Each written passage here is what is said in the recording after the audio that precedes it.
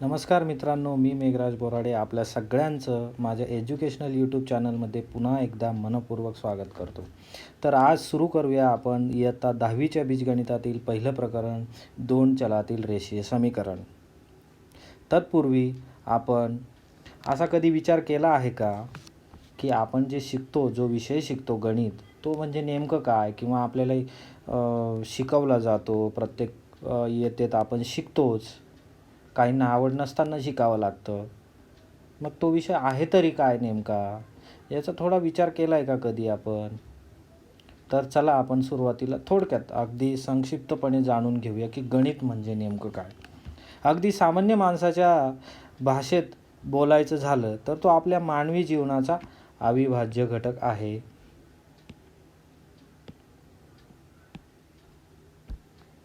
म्हणजेच आपल्या दैनंदिन जीवनात प्रत्येक व्यावहारिक गोष्टींमध्ये गणिताचा वापर होतो. त्यानंतर मग त्यासाठी तो शिक्षित व्यक्ती असो किंवा अशिक्षित व्यक्ती असो, त्याचप्रमाणे विज्ञानाचाही गणित हा अविभाज्य घटक आहे. नव्हे तर गणित हा स्वतःच एक विज्ञान आहे. म्हणजे विज्ञानाशिवाय गणित नाही आणि गणिताशिवाय विज्ञान नाही. आणखी एक वेगळ्या पद्धतीने व्याख्या करायची झाली तर गणित हा व्यावहारिक विधानांना संक्षिप्त रूपाने मांडणारा विषय आहे किंवा कुठलंही व्यावहारिक विधान संक्षिप्त रूपाने मांडणे म्हणजे गणित होय. तसेच गणित ही विज्ञानाची भाषा आहे. तर हे विधान जरा आपण सोदाहरण बघूया. तर आपल्या सगळ्यांना माहीतच आहे न्यूटनचा गुरुत्वाकर्षणाचा नियम.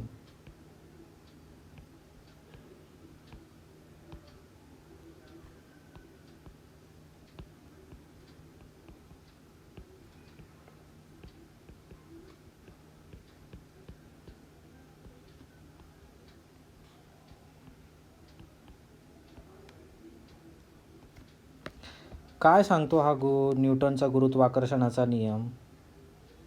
हा नियम असं सांगतो की समजा दोन वस्तू, एका वस्तूचं वस्तुमान m आणि दुसऱ्या वस्तूचं वस्तुमान हे स्मॉल m असं आहे.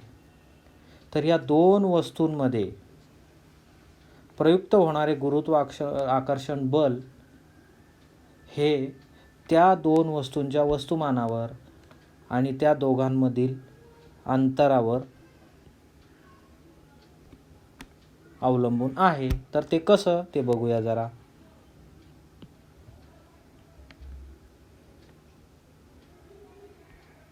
तर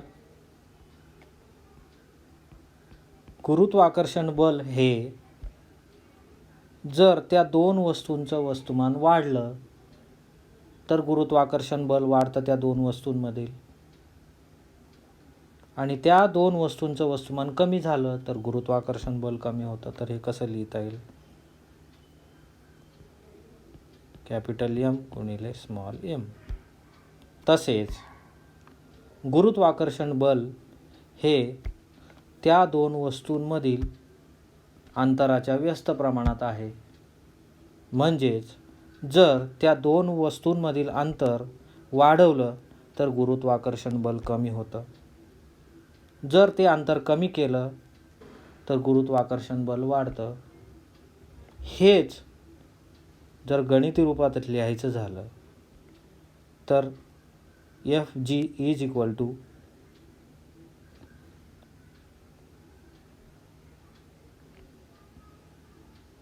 कॅपिटल M गुणिले स्मॉल m भागिले r वर्ग.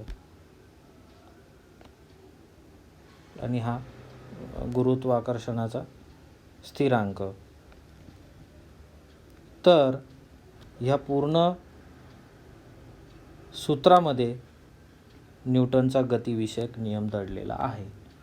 आपण हे सूत्र बघितल्या पूर्ण नियम व्यवस्थित सांगू शकतो. म्हणजेच गुरुत्वाकर्षण बल हे त्या दोन वस्तूंच्या वस्तुमानाच्या प्रमाणात असते, समप्रमाणात असते.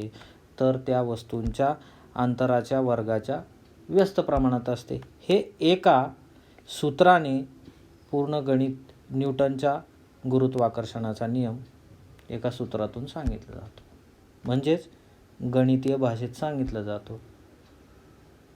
तर याच्यातूनच गणित ही विज्ञानाची भाषा आहे. जसे विज्ञानात कुठलाही नियम किंवा कुठलाही संकल्पना सांगणे म्हणजे ती त्या विज्ञानाची भावना होय, आणि भावना व्यक्त करण्यासाठी आपल्याला भाषेची गरज असते. तसेच विज्ञानालाही व्यक्त होण्यासाठी गणिताची गरज असते, म्हणजेच गणित ही विज्ञानाची भाषा आहे, हे यातून सिद्ध होतं. आता यापूर्वी आपण म्हणालो की गणित ही माणसाच्या व्यावहारिक जीवनाचा एक भाग आहे. तर अशी अनेक उदाहरणं देता येईल. समजा तुमच्या वर्गातील एका मित्राची जन्मतारीख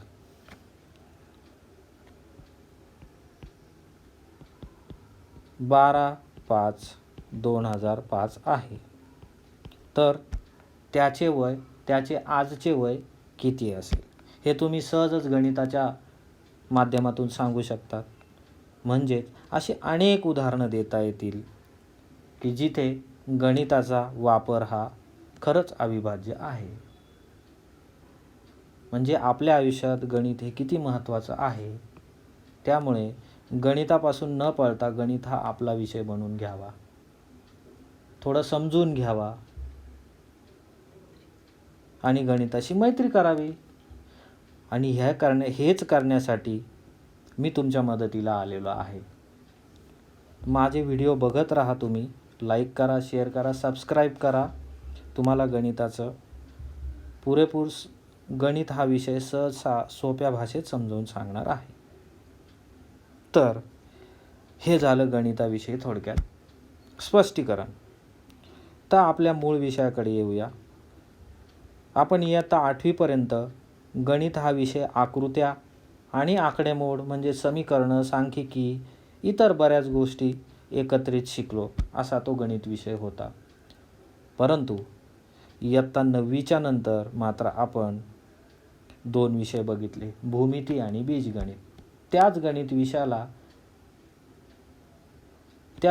गणित विषयाचे 2 भाग करण्यात आले. एका विषयामध्ये आकडेमोड, समीकरणं, सांख्यिकी, प्रोबॅबिलिटी, संभाव्यता आणि दुसऱ्या भागामध्ये आकृत्या. अशा पद्धतीने बीजगणित आणि भूमिती अशी विभागणी केली. तर बीजगणित म्हणजे नेमकं काय?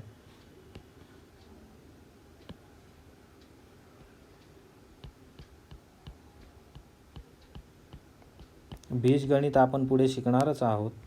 तसेच इयत्ता 9वीतही आपण शिकलो. परंतु थोडक्यात सांगायचं झालं तर बीजगणित हे कोडे सोडवण्यासारखे आहे.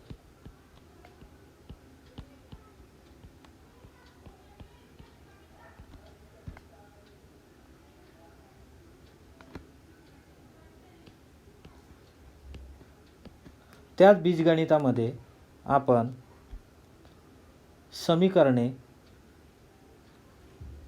शिकलेलो आहोत.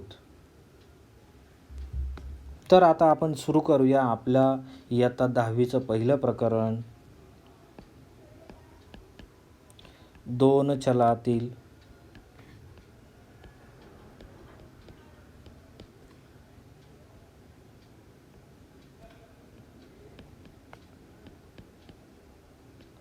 रेषीय समीकरणे. मित्रांनो, हेच प्रकरण आपण इयत्ता 9वीमध्ये पण शिकलेलो आहोत. तर इयत्ता 9वीमध्ये याचा सुरुवातीचा अर्धा भाग आपण शिकलेलो आहोत. तर आता इयत्ता 10वीमध्ये पुढचा अर्धा भाग शिकणार आहोत. तर आपण थोडक्यात या प्रकरणाची इयत्ता 9वीत जे काही शिकलो त्याची थोडक्यात उजळणी करून घेऊ. तत्पूर्वी समीकरण म्हणजे काय हे आधी समजून घेऊ.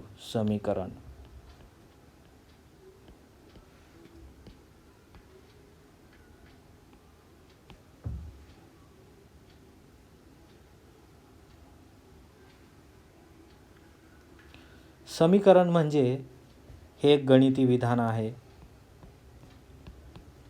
हे एक गणितीय विधान आहे ज्याला दोन बाजू असतात.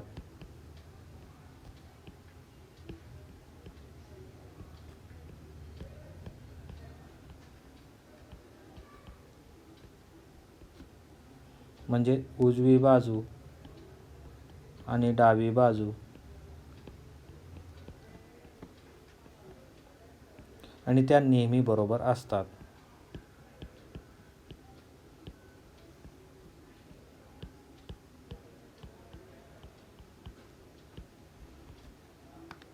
म्हणजे दोन्ही बाजू बरोबर असतात म्हणजेच त्या दोन बाजूंच्या मध्ये बरोबरचं चिन्ह असतं, म्हणून त्याला समीकरण म्हणतात. म्हणजेच दोन्ही बाजू समान करणे.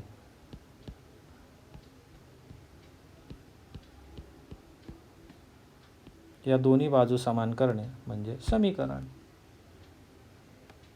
आता हे एका उदाहरणातून आपण बघूया. तर समीकरण हे तराजूसारखं असतं. म्हणजे तराजूला जशी दोन पारडे असतात आणि मध्ये त्याचा एक काटा असतो ज्याच्या साहाय्याने आपण दोन्ही बाजूंचं संतुलन हे बघू शकतो. ज्याप्रमाणे तराजूला दोन पारडे असतात तशी समीकरणाला दोन बाजू असतात आणि मधला जो काटा असतो तो आपल्या बरोबरच्या चिन्हासारखा असतो. तो सांगतो दोन्ही बाजू बरोबर आहेत की नाहीत. जसे तराजूमध्ये आपण एका बाजूला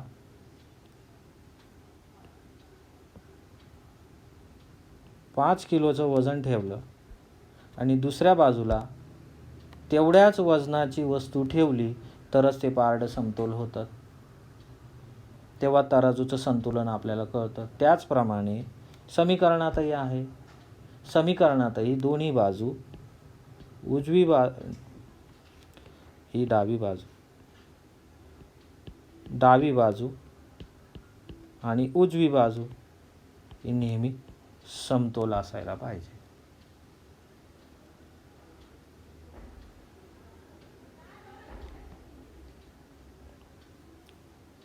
आता समीकरणाचे काही व्यावहारिक उदाहरणं घेऊया आपण. जर मी म्हटलं, एक उदाहरण घेऊया आपण. 2 गुणिले 2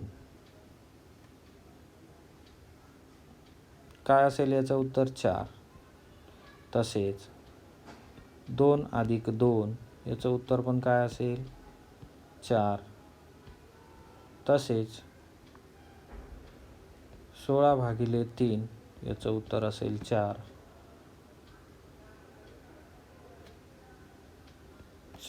चुकले. 12 भागिले 3 याचं उत्तर असेल 4.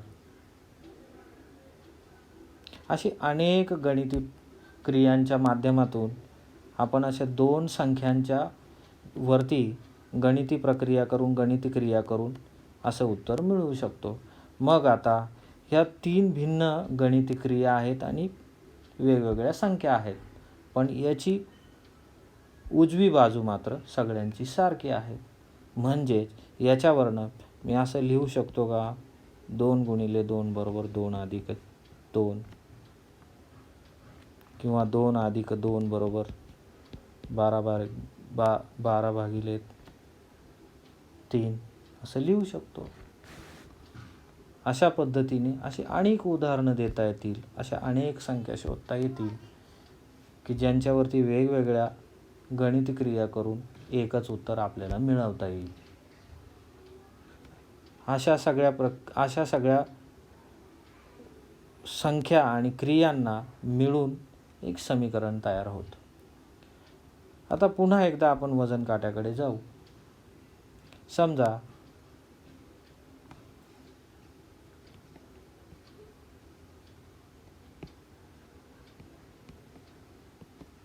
एका वजन काट्याच्या एका पारड्यामध्ये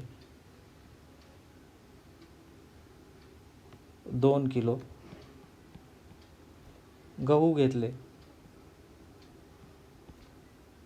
आणि दुसऱ्या पारड्यामध्ये 2 किलो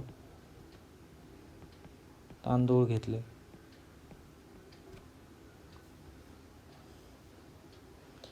समजा मला उजव्या बाजूच्या पारड्यामध्ये 1 किलो गहू आणखी वाढवायचे आहेत. तर फक्त मी उजव्या बाजूच्या पारड्यामध्ये 1 किलो गहू वाढवून चालेल का?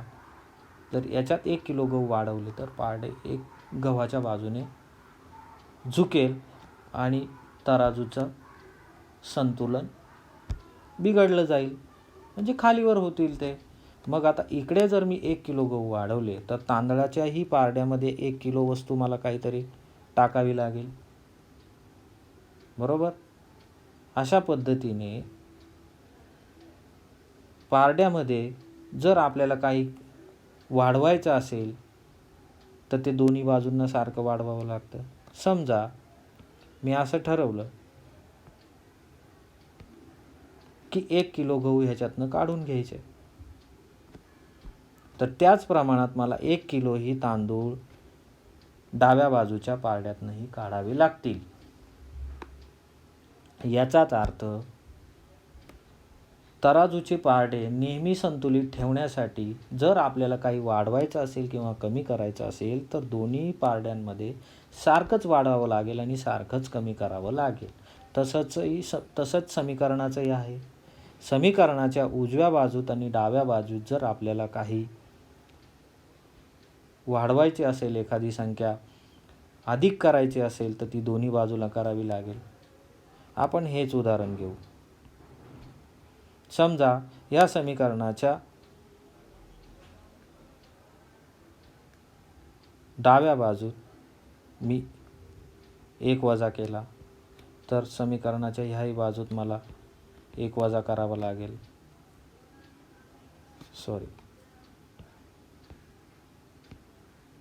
1 वजा करावं लागेल.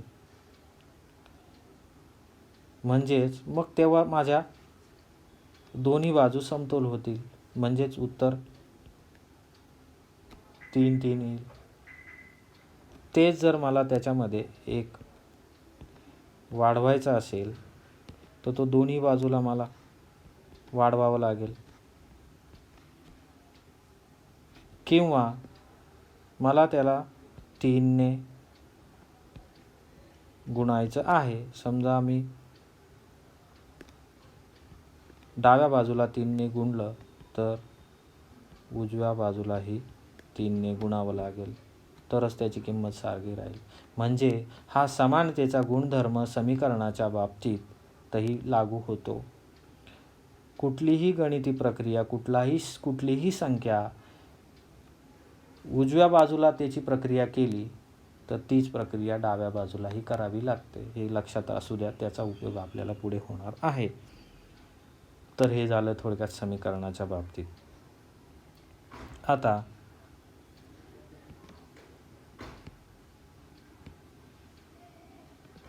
आता आपण बघूया एक चलातील रेषीय समीकरण.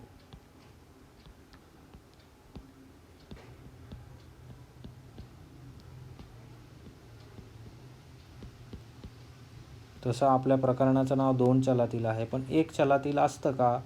तर होय. आणि मग ते का असतं, काय असतं तेही बघूया, जरा थोडक्यात बघू.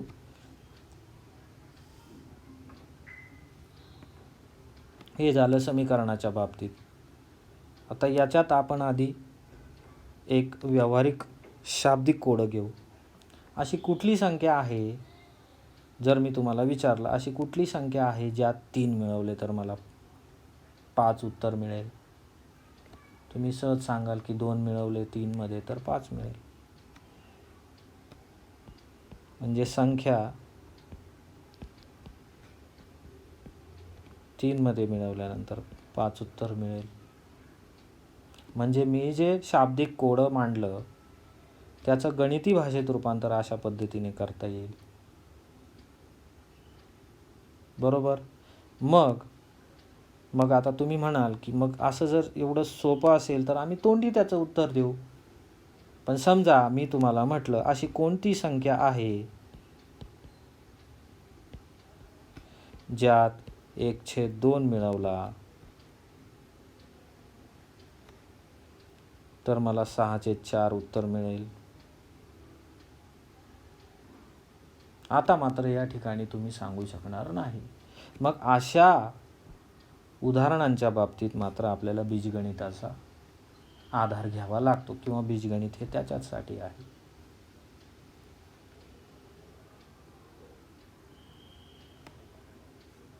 बरोबर.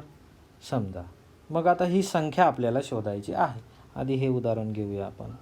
मग आता बीजगणितात अशी अवघड उदाहरणं सोडवण्यासाठी आपण सोप्या उदाहरणापासून सुरुवात करू.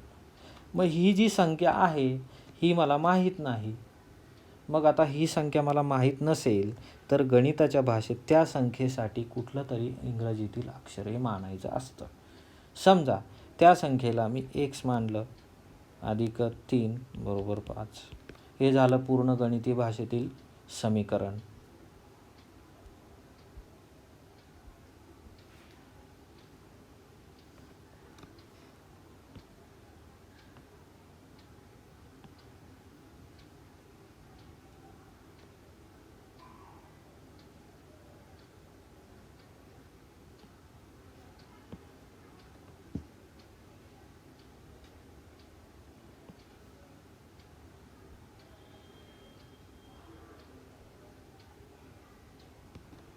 तर आता आपण हे सोडवण्याचा प्रयत्न करूया. x + 3 = 5. सगळ्यात आधी आपण समीकरणामध्ये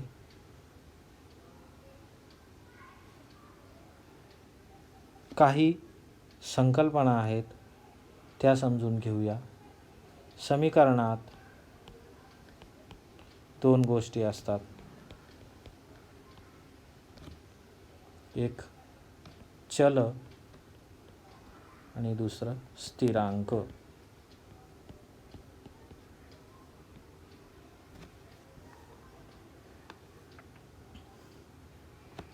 मग आता हे चल आणि स्थिरांक म्हणजे काय? स्थिरांक म्हणजे जो स्थिर असतो,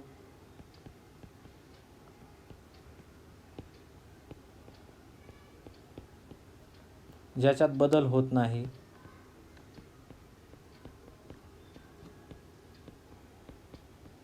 मग आता ह्या समीकरणात 3 आणि 5 हे स्थिरांक आहेत.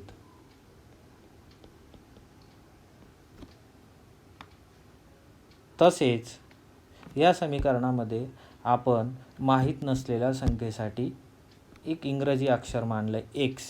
त्याची किंमत आपल्याला माहीत नाही, ती काहीही असू शकते. म्हणून त्या xला आपण इथे चल असे म्हणतो.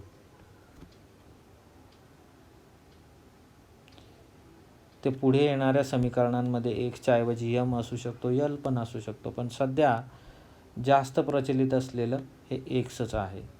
मग x सारख्या इंग्रजी अक्षरांचा जर गणितात समीकरणामध्ये वापर केलेला असेल तर त्याला चल असे म्हणतात. चल म्हणजे जो स्थिर नाही तो चल.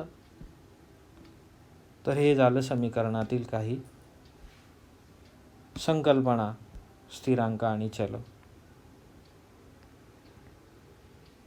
मग आता एक चलातील रेषीय समीकरण म्हणजे काय? मग आता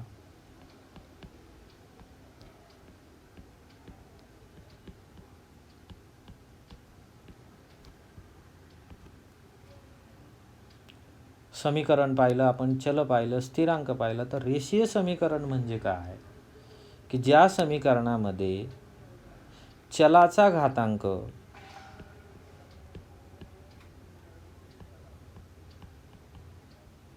किंवा त्याला कोटी असे म्हणतात, त्या पदाची कोटी जर 1 असेल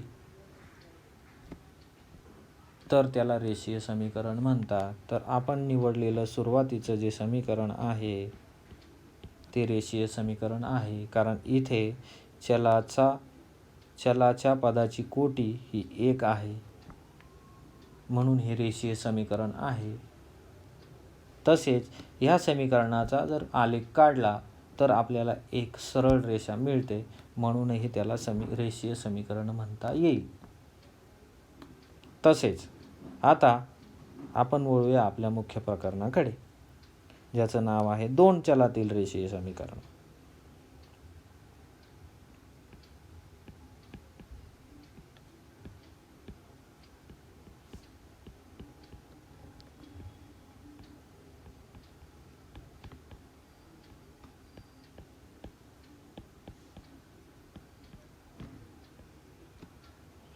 आता आपण समीकरण ह्याही शब्दाचा अर्थ बघितला, रेषीय या शब्दाचाही बघितला, चलाचाही बघितला. आता फक्त 2. तर ज्या समीकरणामध्ये 2 चल असतात ते 2 चलातील रेषीय समीकरण.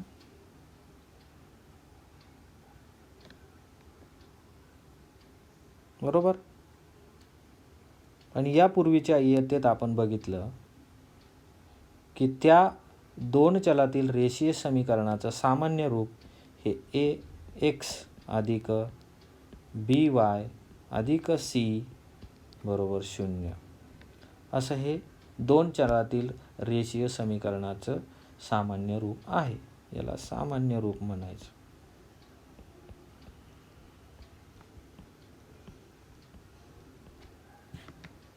बरोबर. हे सामान्य रूप आहे. ए बी आणि सीच्या ऐवजी कुठलेही संख्या असू शकतात, कुठलेही अंक असू शकतात, ते धन असू शकतात, ऋण असू शकतात, कुठलीही वास्तव संख्या असू शकते, पूर्णांक असू शकते, अपूर्णांक असू शकते, कुठलीही संख्या असू शकते. म्हणजे ए बी सी ह्या वास्तव संख्या आहेत.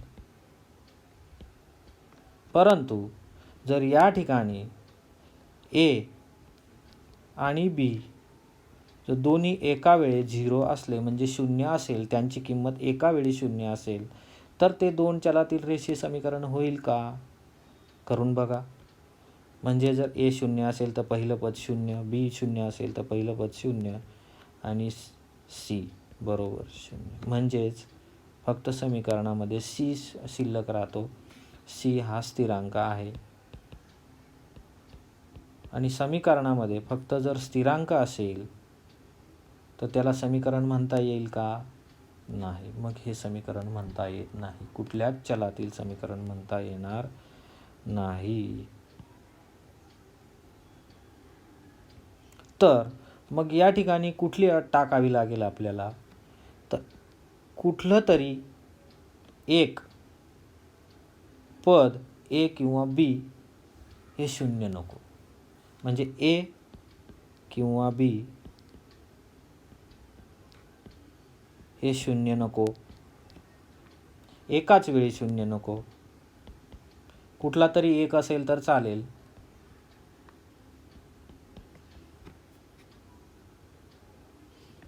बरोबर.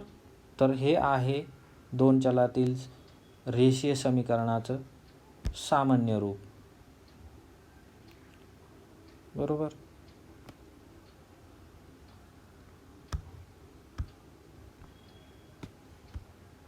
तर मी आधी म्हटलं की हे प्रकरण आपण आधी इयत्ता 9वी मध्ये याचा अर्धा भाग शिकलेलो आहोत.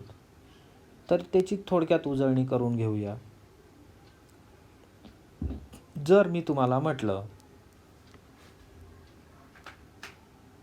की मला 2 संख्या सांगा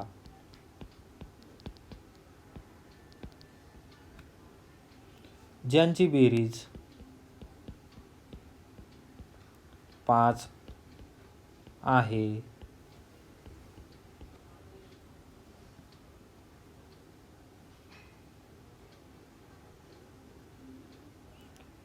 मग आता हे व्यावहारिक उदाहरण किंवा शाब्दिक कोड म्हणू, हे तुम्हाला कोडच विचारल्यासारखं आहे. तर याला गणितीय भाषेत, गणितीय विधान समीकरणाच्या भाषेत कसं लिहिणार? तर त्या 2 संख्यांपैकी पहिली संख्या आपल्याला माहीत नाही, म्हणून पहिल्या संख्येला मी x मानतो, त्याला x मानू, आणि दुसऱ्या संख्येला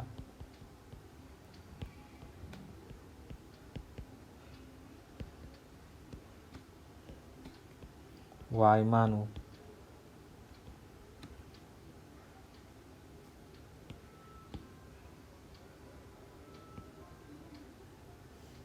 मग आता गणिती भाषेत हे शाब्दिक कोड कसं लिहिता येईल?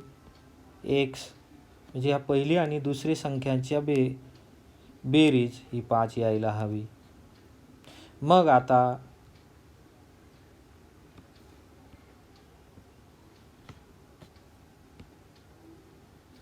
याची उत्तर आपण शोधायला सुरुवात करू. तर 0 अधिक 5 ही एक जोडी होईल, म्हणजेच 0 आणि 5.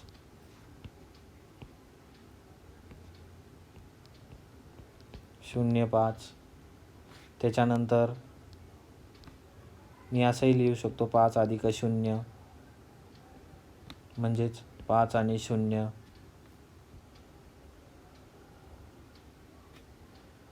पुढची जोडी 1 अधिक 4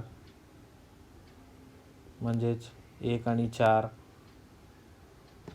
तसेच 4 अधिक 1 असंही लिहिता येईल, म्हणजेच 4 आणि 1.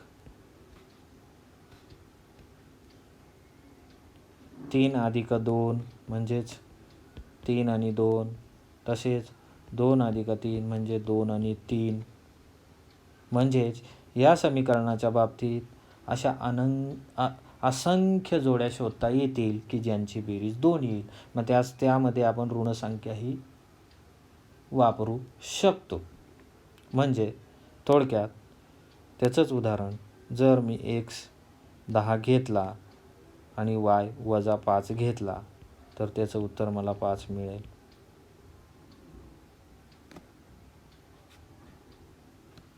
म्हणजेच याची जोडी काय होईल? 10 आणि वजा 5. अशा असंख्य जोड्या शोधता येतील आपल्याला. बरोबर. मग ह्या सगळ्या ज्या जोड्या आहेत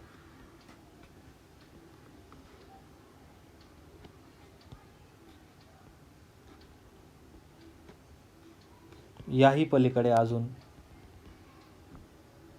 या जोड्या या समीकरणाचं समाधान करतात. बरोबर. मग आता ह्या जोड्या समीकरणाचं समाधान करतात म्हणून त्यांना त्या समीकरणाची उकल असे म्हणतात.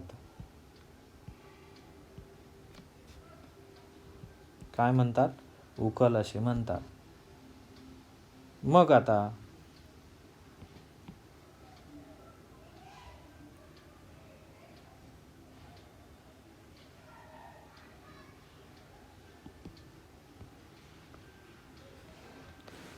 उकल लिहिण्याची ही एक पद्धत असते आणि एक विशिष्ट क्रमही असतो. म्हणजेच या वरील समीकरणामध्ये आपण जर पहिली जोडी घेतली 5, x बरोबर 5 हे पहिली त्याची उकल x बरोबर 5 आणि y बरोबर 0, किंवा मग x बरोबर 3 आणि y बरोबर 2 ही त्या समीकरणाची उकल आहे. तर ती कशी लिहावी असा याचाही संकेत दिलेला आहे. तर ते कंसामध्ये लिहायचे असतात आणि आधी x ची किंमत आणि स्वल्पविराम देऊन y ची किंमत आणि कंस पूर्ण अशी समीकरणाची 2 चलातील रेषीय समीकरणाची उकल लिहिली जाते. बरोबर. मग आपण आता दुसरं उदाहरण घेऊ. x वजा y बरोबर 2. आता याच्याही उकली आपल्याला लिहिता येतील. मी आता अशाच पद्धतीने लिहितो. सुरुवातीला आपण घेऊया 2 आणि 0 म्हणजे 2 वजा 0 बरोबर 2. म्हणजेच x2 आणि y0, बरोबर. परंतु याच ठिकाणी मी असं लिहू शकतो का 0 आणि 2 जसं मी पूर्वीच्या समीकरणात लिहिता येईल का? चला करून बघूया आपण. एक्सची किंमत मी 0 टाकली आणि वायची 2 टाकली तर काय उत्तर येईल याचं? -2. मग याने ह्या उकलीच्या जोडीने या समीकरणाचे समाधान होते का? तर नाही. म्हणजेच उकल x आणि y यांचाही क्रम हा विशिष्ट असतो. तो विशिष्ट क्रमानेच लिहायचा असतो.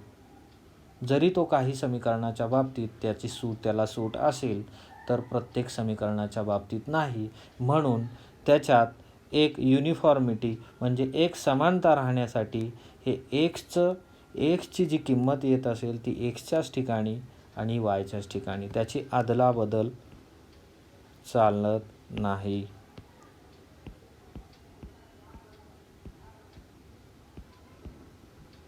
अदलाबदल चालणार नाही. म्हणजेच ते एका विशिष्ट क्रमाने लिहायचे असतात. हे झालं समीकरणाच्या बाबतीत.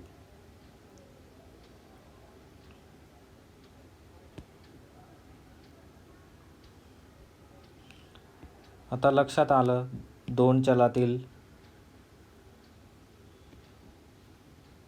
रेषीय समीकरण म्हणजे काय, त्याची उकल म्हणजे काय, उकलेचा क्रमही कसा लिहायचा x आणि y हेही आपण समजून घेतलं. आता आपण पुन्हा ती समीकरणे लिहू. x अधिक y बरोबर 5 समीकरण 1 आणि x वजा y बरोबर 2 समीकरण नंबर 2.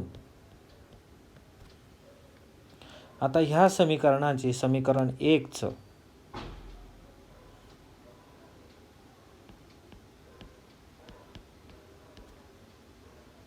समीकरण 1चं समाधान करणाऱ्या जर उकली शोधल्या तर ते अशाप्रमाणे लिहिता येईल.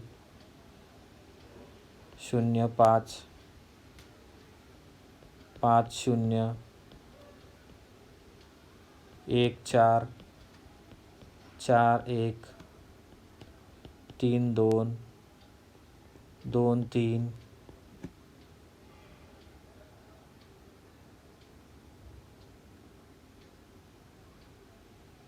किंवा 6 वजा 1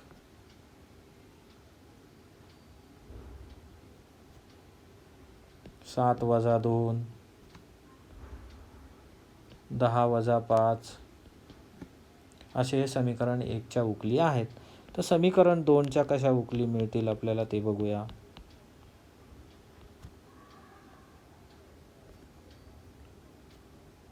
दोन वजा 0 4 वजा 4 2 6 4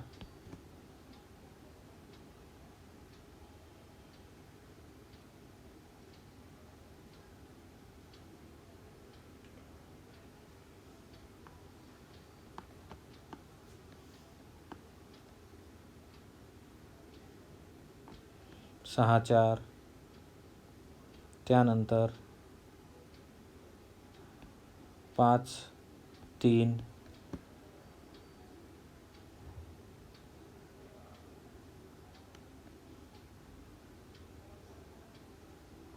त्यानंतर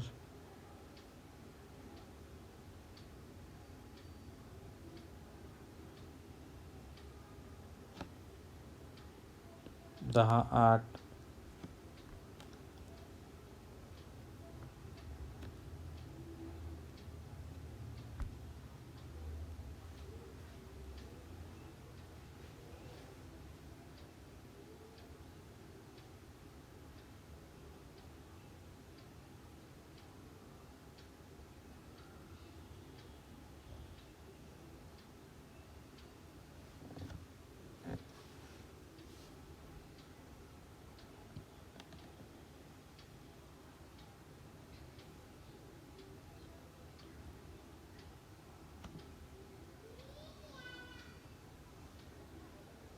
तर आणखी कुठली शोधता येईल?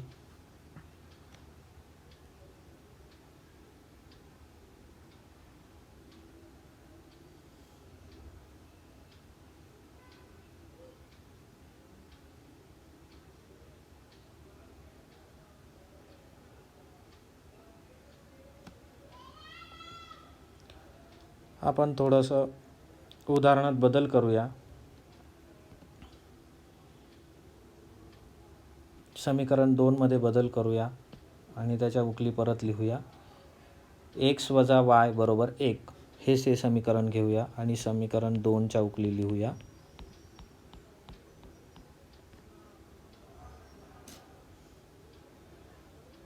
तर पहिली उकल 1 आणि 0, त्यानंतर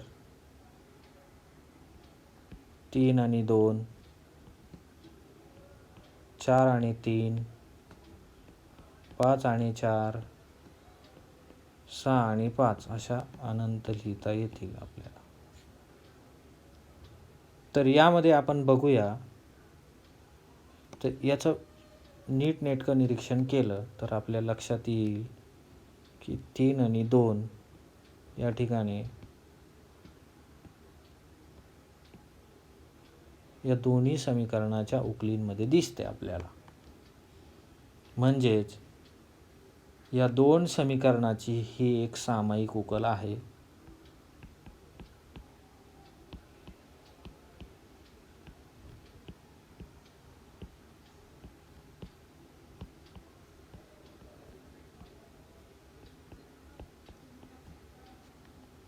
म्हणजे आपण जेव्हा दोन समीकरणांचा एका वेळी विचार करतो त्यावेळेस त्यांना एक सामायिक समीकरण म्हणतात. आणि ज्या एका x आणि yच्या म्हणजेच त्या उकलीने ज्या दोन समीकरणांचं समाधान होतं त्याला एक सामायिक समीकरणाची उकल म्हणतात. बरोबर. तर एक सामायिक समीकरण म्हणजे काय?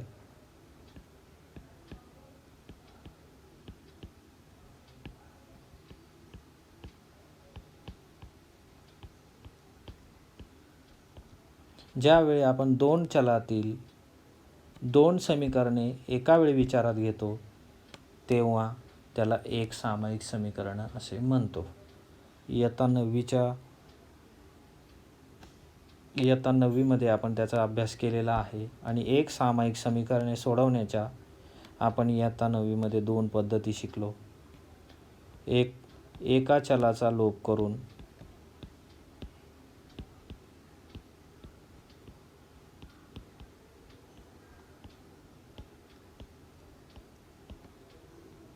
आणि दुसरी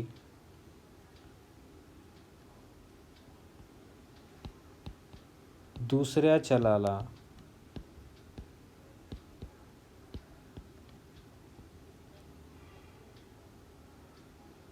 किंवा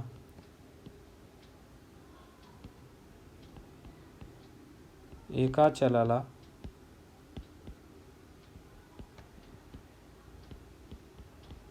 दुसऱ्या चलाच्या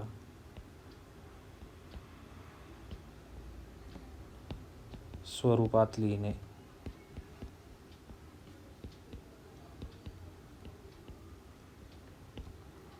अशा 2 पद्धतींचा अभ्यास केला. आणि तर इयत्ता 10वीमध्ये आपण काय शिकणार आहोत की याच प्रकरणातील पुढचा अर्धा भाग म्हणजेच तीच समीकरणे सोडवण्याच्या आणखी 2 पद्धती म्हणजेच एक आलेख पद्धत आणि एक क्रॅमरची पद्धत.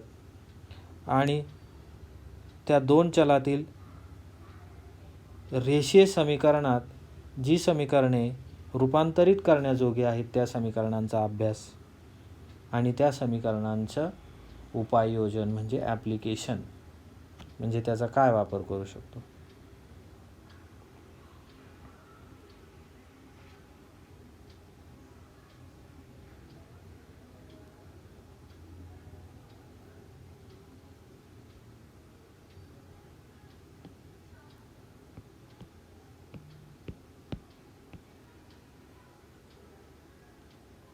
याच्या संदर्भातील आपण एक उदाहरण सोडवूया. एक उजळणीचा भाग म्हणून. तत्पूर्वी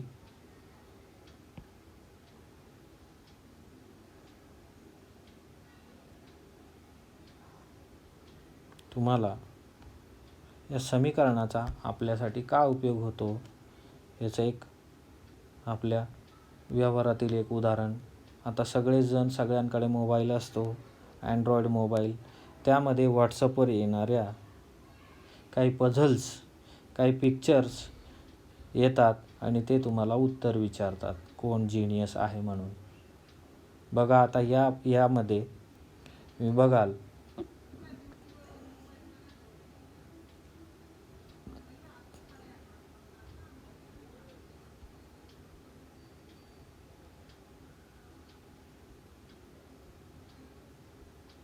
आता यामध्ये बघाल तुम्ही त्यांनी 3 झाडं दिली क्रिसमसची आणि ते 3 झाडांची बेरीज केल्यानंतर त्याचे उत्तर 21 येते. त्याच्यानंतर दुसऱ्या बाजूला आपण असं म्हणूया की ही समीकरणं आहेत. दुसऱ्या समीकरणामध्ये 2 चाक आणि 1 क्रिसमसचं झाड, त्यांची किंमत 19. तिसऱ्या समीकरणात 1 स्टार, 1 चाक आणि 1 क्रिसमस ट्री, त्याची किंमत 15. आणि मग चौथ्या समीकरणामध्ये त्यांनी 1 झाड अधिक 2 स्टार्स अधिक 1 चाक यांची किंमत विचारलेली आहे. आता हे जेव्हा तुम्ही सोडवता आणि मित्राला त्याचा रिप्लाय करून पाठवता त्यावेळेस कशाचा किंवा कसं सोडवता ते. तर या ठिकाणी जर तुम्हाला बीजगणित आठवत असेल आणि बीजगणितातील तुम्ही एक सामायिक समीकरणे किंवा समीकरणे हे जर व्यवस्थित अभ्यासलेली असतील तर त्याच्या सहाय्याने तुम्ही याचा सहजच हे पझल सोडवू शकता. तर हे पझल आपण पुढच्या व्हिडिओ लेक्चरमध्ये सोडवणार आहोत. हा व्हिडिओ तुम्हाला आवडला असेल तर नक्की लाईक करा आणि माझ्या यूट्यूब चॅनलला सबस्क्राईब करायला मात्र विसरू नका आणि जास्तीत जास्त शेअर करा. आणि काही तुमच्या सल्ला असेल, सजेशन असेल तर कमेंटमध्ये नक्की लिहा. तोपर्यंत धन्यवाद.